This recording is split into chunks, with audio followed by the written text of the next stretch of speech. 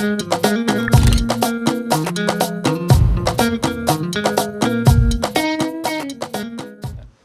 work started off in 2007. I was busy studying at the University of Stellenbosch, where my aim was focused on using photography as a medium, as an art form.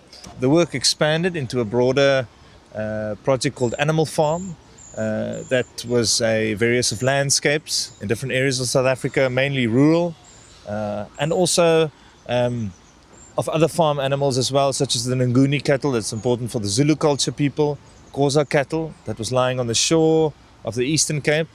That was quite awkward, but I should say that my encounter, I found my paradox and my way of working with that. The longhorn cattle of Uganda is called the Ankoli cattle, and I found it interest after my South African work I've done.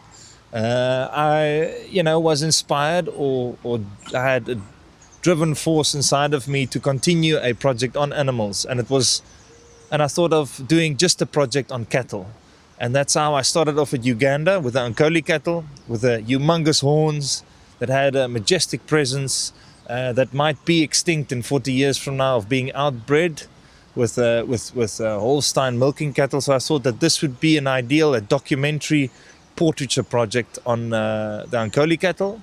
That project expanded on cattle, the zebu in Madagascar, and then I did cattle in India. That was during the Mata Pongal festival. That is the holy cattle.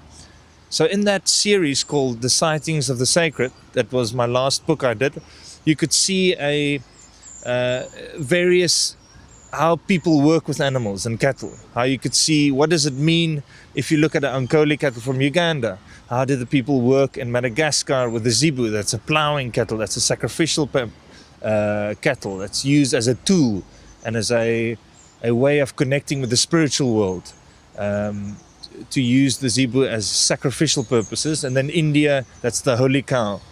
So in that series that is the Ankoli cattle with the large horns, you can see how it creates a sense of the awe and the amazing of the relationship between the man and the animal life in Africa that Ankoli cattle is in Uganda.